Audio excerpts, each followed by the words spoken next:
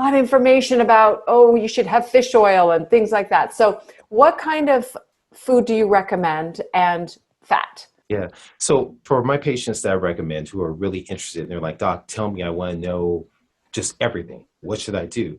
I will tell them, I want you to go on a whole food, minimally processed, plant-based diet. Now, what does that mean? That means I'm eating food from the ground. I'm eating food that's recognizable throughout the eons and times of green leafy vegetables and whole grains and beans, legumes and mushrooms and spices, and having all the consortium of foods there is extremely important.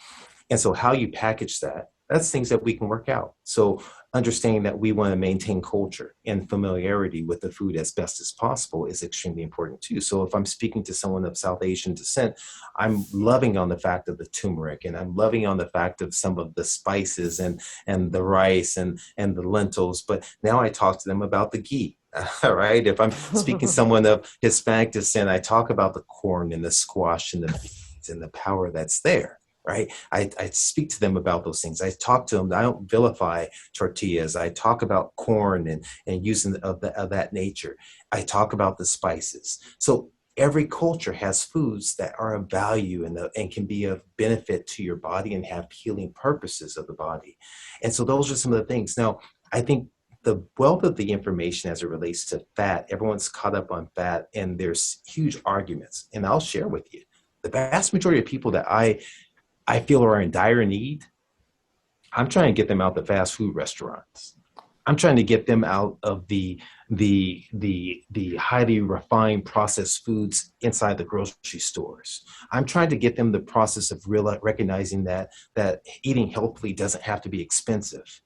And so many times in my practice, I'm not having to address the issue of, should I have fat? Can I have a little bit of oil? Because people that I treat are using the oil to deep fry.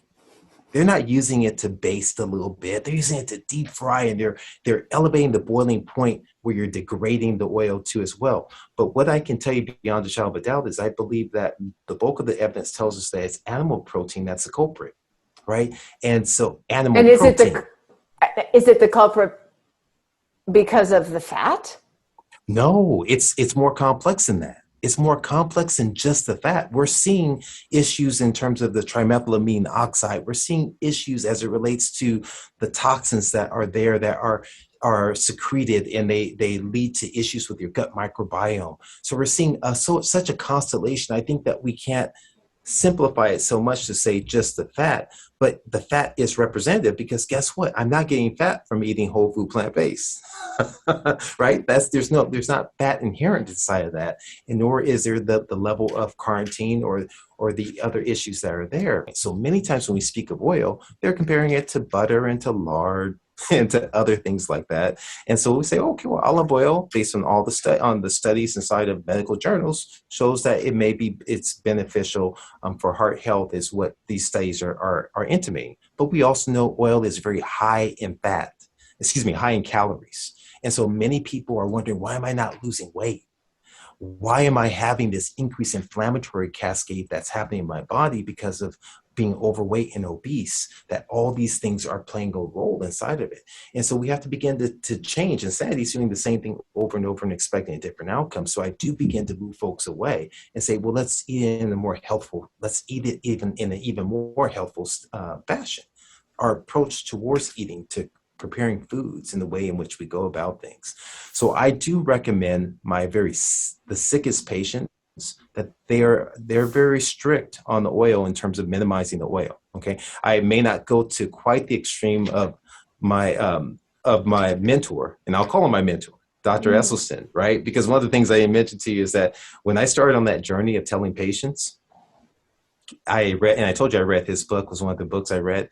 I got a call from Cabo Esselstyn and got a call from Hans Deal.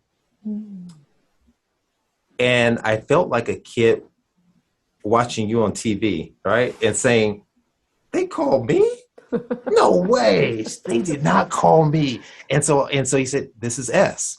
And he just went on to encourage me and told me about, that it's so important for me to continue down the pathway. They had heard that, reached out to a few patients from people that they knew, directly or indirectly, and they were just encouraging. and saying, you have work to do in this field.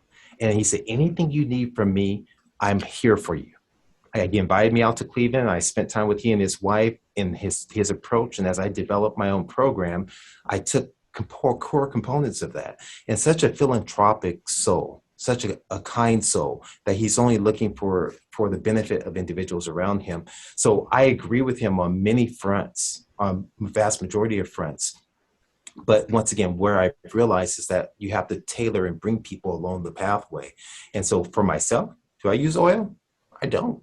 Right? I use vegetable broth. I saute. I do a saute inside of water or vegetable broth if I'm cooking that thing. There's no need for me to use oil. Now, if I happen to be out and having dinner somewhere on a rare occasion outside, and do I grill the chef was there any oil? No, I don't. But we will purposely ask, can you not use oil or very light oil? Intentionally. I'm very intentional. If it's fajitas or anything of that sort, I'm very intentional in my efforts. And that's what's important, is being intentional.